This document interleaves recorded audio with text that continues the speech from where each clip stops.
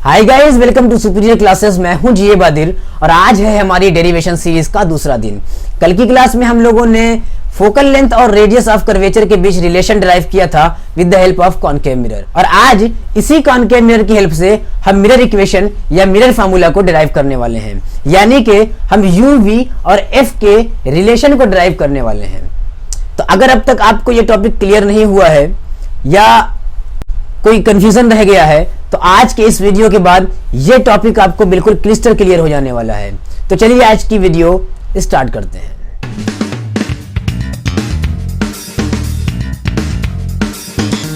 तो गाइस, जैसा कि मैंने कहा कि आज हम डिराइव करने वाले हैं mirror equation with the help of concave mirror.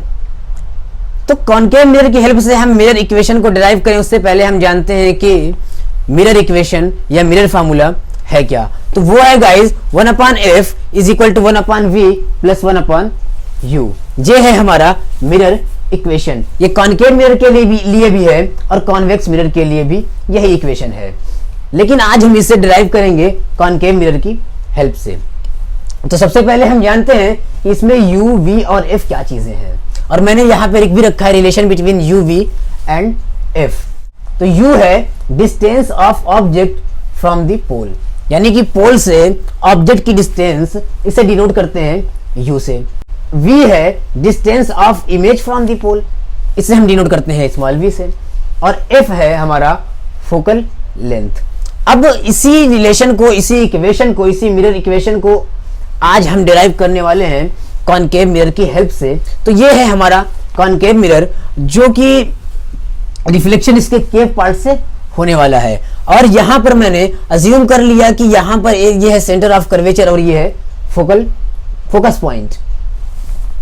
तो अब यहां पर मैं एक ऑब्जेक्ट को प्लेस करके उसका रे डायग्राम बनाने वाला हूं इमेज फॉर्मेशन का, और फिर उस रे डायग्राम की हेल्प से हम इस इक्वेशन को आज प्रूव करेंगे। तो बहुत ही इजी वे में चलते हैं। तो यहां पर मैं यहां एक ऑब्जेक्ट प्लेस कर दे रहा हूं। सबसे पहले ये हो गया हमारा ऑब्जेक्ट, सपोज कर लीजिए ए बी। अब इस ऑब्जेक्ट का रे डायग्राम ड्रा करना है हमें, यानी कि इसकी इमेज फॉर्मेशन का रे डायग्राम ड्रा करना है।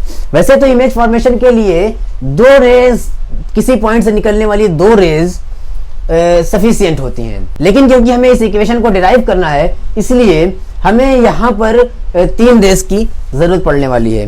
तो पहली लाइट रे इसके हेड से निकलने वाली, मैं उस लाइट रे को चूज कर रहा हूं जो इस प्रिंसिपल एक्सिस के पैरेलल जा रही हो। तो प्रिंसिपल एक्सिस के पैरेलल जाने वाली लाइट रेस को मैं यहां से, ये मैंने शो कर दिया, यहां से ये लाइट रे गई, यहां से ये लाइट रे प्रिंसिपल एक्सिस के पैरेलल गई है, तो रिफ्लेक्शन होगा। लॉज ऑफ रिफ्लेक्शन के हिसाब से ये लाइट रे रिफ्लेक्ट होकर के जब पास होगी तो वो फोकस पॉइंट से पास होने वाली है। I is equal to R रहेगा और ये लाइट पास होगी हमारे फोकस पॉइंट से। दूसरी लाइट रे जो मैं कंसीडर कर रहा हूं वो है सेंटर ऑफ कर्वेचर से पास होने वाली लाइट रे। सेंटर ऑफ कर्वेचर से जो लाइट रे पास होगी वो आफ्टर डिफ्लेक्शन, ये इंसिडेंट रे हुई, ये इंसिडेंट रे हुई, आफ्टर रिफ्लेक्शन ये उसी पाथ से लौट जाएगी, उसी रास्ते से लौट जाएगी, क्योंकि सेंटर ऑफ कर्वेचर से पास होने वाली लाइन जो होती है वो स्फेयर के सरफेस पे नॉर्मल होती है, और नॉर्मली जो लाइट रेज आती है उनका एंगल ऑफ इंसिडेंस 0 होता है, तो एंगल ऑफ रिफ्लेक्शन भी 0, यानी जिस रास्ते से आई थी उसी रास्ते से लौट जाना है। यहां पर 2 लाइट रेज हैं, एक लाइट रे इस तरह पैरेलली इंसिडेंट हुई और रिफ्लेक्ट होकर के फोकस पॉइंट से होकर के पास हुई, दूसरी लाइट रे सेंटर ऑफ कर्वेचर से गई और रिफ्लेक्ट होकर के उसी पास से वापस हो गई। अब यहां पर इमेज हमारी बन सकती है, लेकिन हमें क्योंकि इस डेरिवेशन के लिए कम से कम 3 लाइट रेज की जरूरत पड़ने वाली है, तो तीसरी लाइट रे मैं उसको कंसीडर कर ले रहा हूं जो यहाँ पे पोल पे आकर के टकरा रही होगी।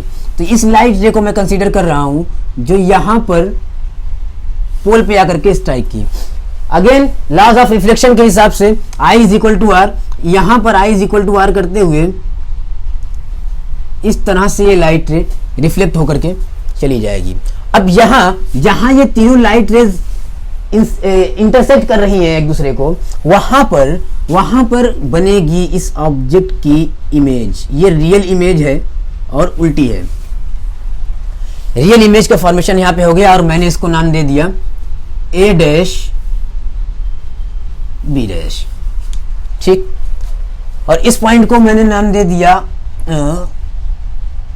एम, इस पॉइंट को नाम दे दिया मैंने एन। तो अब ये हमारा इमेज फॉर्मेशन का रे डायग्राम बनकर के तैयार हो गया है। और इस इमेज फॉर्मेशन के रे डायग्राम में अब हम साइन कन्वेंशन देखते हैं। हम देखते हैं कि कहां पर u है, v है, f है, कहां पर क्या है। तो इसमें distance of object from the pole, यानी कि इस पोल से ऑब्जेक्ट की जो डिस्टेंस है, इसको हम नाम देंगे u, ठीक। और इस पोल से इमेज की जो डिस्टेंस है उसे हम नाम देंगे v।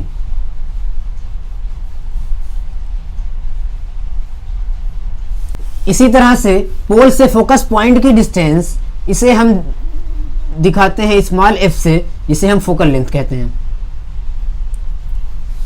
और सेंटर ऑफ कर्वेचर की जो डिस्टेंस है पोल से, इसे हम दिखाते हैं कैपिटल R से, और इसे रेडियस ऑफ कर्वेचर कहते हैं। ये हमारा हुआ डिनोशन कि किस डिस्टेंस को हम क्या कहते हैं। और अब इस रे डायग्राम की प्रॉपर्टी, इस रे डायग्राम से हम सिमिलर ट्राइंगल की प्रॉपर्टी को लेकर के इक्वेशन को डिराइव करने वाले हैं। कौन सी equation? Mirror equation, mirror formula, उसे हम डिराइव करने वाले हैं। तो यहाँ पर हमें दो सिमिलर ट्राइंगल ढूंढने हैं।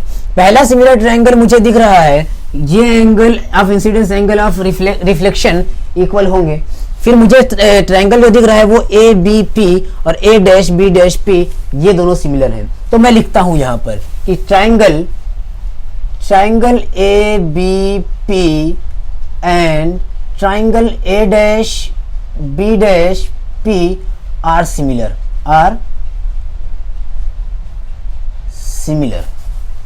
ठीक है। ए बी पी और A dash B dash P similar हो गए। अब सिमिलर ट्राइंगल की ये प्रॉपर्टी होती है कि इनकी जो साइड के रेशियोज होते हैं वो इक्वल होते हैं। मतलब इसका परपेंडिकुलर अपॉन इसका परपेंडिकुलर इक्वल होगा इस ट्राइंगल के बेस अपॉन इस ट्राइंगल के बेस के, और वो भी इक्वल होगा इस ट्राइंगल के हाइपोटेन्यूज अपॉन इस ट्राइंगल के हाइपोटेन्यूज के। तो अब हमें इसी सिमिलर ट्राइंगल की प्रॉपर्टी को लेकर के चलना है। तो यहां पर मुझे इसका परपेंडिकुलर दिख रहा है ए बी, तो A B upon A dash B dash, A dash B dash, ये इक्वल होगा किसके? B P upon B dash P के। और ये हमारा बन गया पहला इक्वेशन, ठीक। इसी तरह एक और सिमिलर ट्राइंगल हमें इसमें दिख रहा है, ए बी सी और A dash B dash C. तो मैं फिर लिख देता हूं कि triangle A B C and triangle A dash B dash C are similar,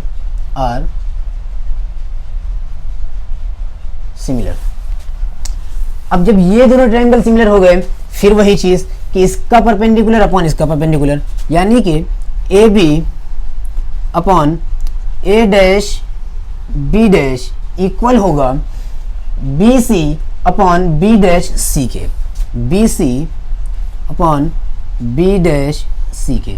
और ये हमारी बन गई सेकंड इक्वेशन। अब इक्वेशन फर्स्ट एंड सेकंड को अगर हम ध्यान से देखें तो यहाँ पर इसका एलएचएस और इसका एलएचएस दोनों सेम है, दोनों इक्वल है, तो फिर आरएचएस भी दोनों इक्वेशन के इक्वल होंगे। तो मैं लिख दूं from equation first and second, from equation first and second, क्या चीज? जब एलएचएस इक्वल है तो आरएचएस भी इक्वल होंगे। तो मैं लिख दूं कि B P upon B dash P equal है किसके? B C upon B dash C के। अब यहां पर ये हमें एक और इक्वेशन मिल गई। अब इस इक्वेशन में हम इन डिस्टेंसेस को यहां पर देखेंगे कि कौन सी डिस्टेंस क्या है। तो ये बीपी हमारी है, BP distance of object from the pole, और बी डैश पी है distance of image from the pole, और बीसी है ये डिस्टेंस। अब इस डिस्टेंस का कोई नाम नहीं है, तो फिर इसको हम ब्रेक करेंगे दो ऐसी डिस्टेंसेस में जो यहाँ पर है। तो यहाँ पर जो ये बी सी है, इसको distance of object from the pole minus distance of centre of curvature from the pole, यानी रेडियस ऑफ कर्वेचर से ये डिस्टेंस हमें मिल जाएगी। तो फिर और बी डैश सी इस डिस्टेंस को हम कैसे डिनोट करें, क्या किस तरह से दिखाएं?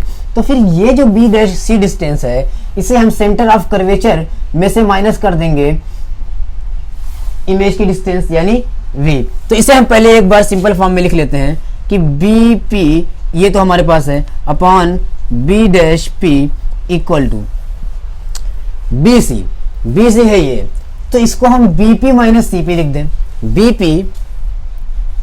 B P minus C P divided by B dash C ये है, तो बी डैश सी लिखने के लिए मैं C P minus B dash P लिख दूं, C P minus B dash P.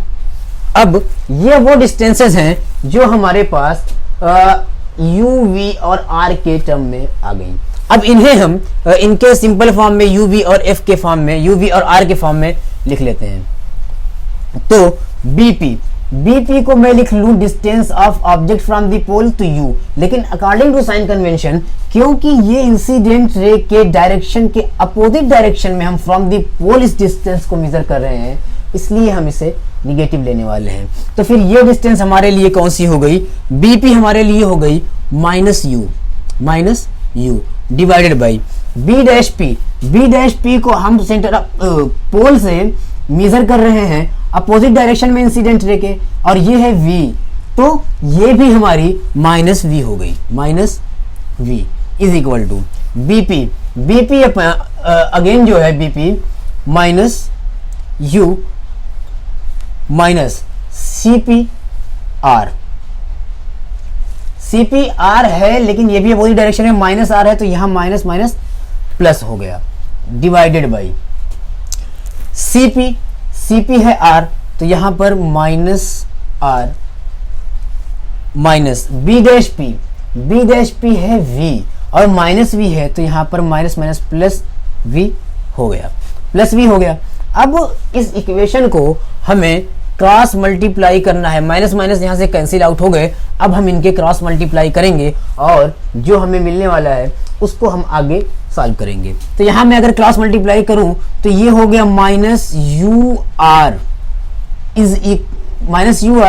Plus U V is equal to minus U V plus V are.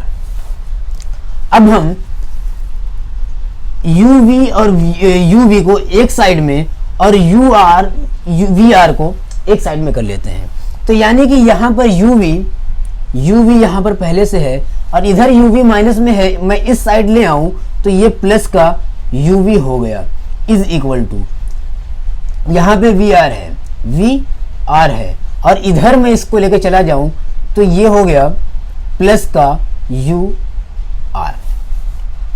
ठीक है, ये हो गया हमारा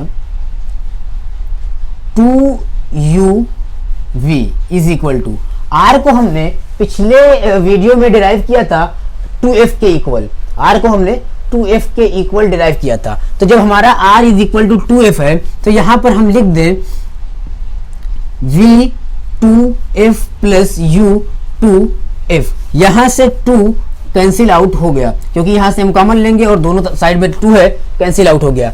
अब होल इक्वेशन को डिवाइड करें u v और f से, होल इक्वेशन को u v f से डिवाइड करेंगे, तो यहां पर u v f से डिवाइड किया मैंने, इसको भी मैंने u v f से डिवाइड किया और इसको भी u v f से डिवाइड किया। यहां पे u v कैंसिल आउट, यहाँ पे v और f कैंसिल आउट, यहाँ पे u से u f से f कैंसिल आउट। इस तरह से हमारे पास बचा क्या? हमारे पास यहाँ पे बचा 1 upon f is equal to 1 upon u plus 1 upon v, और यही हमें डिराइव करना था, यही हमारी मिरर इक्वेशन है। इसे हम इस तरह से भी लिखते हैं 1 upon f is equal to 1 upon v plus 1 upon u। यही हमारा रिलेशन है object distance from the pole, image distance from the pole and focal length के बीच का। तो ये था दोस्तों हमारा आज का टॉपिक, और अगला टॉपिक हमारा इसी पे बेस्ड होने वाला है, इसी इक्वेशन पे बेस्ड होने वाला है। और वो इक्वेशन, इसी इक्वेशन को, सेम इक्वेशन को हम अगले वीडियो में कॉन्वेक्स मिरर की हेल्प से डिराइव करने वाले हैं। कॉन्वेक्स मिरर की हेल्प से इसी मिरर इक्वेशन को हम अगले वीडियो में डिराइव करेंगे। मिलते हैं दोस्तों अगले वीडियो में, तब तक के लिए best of luck and take care.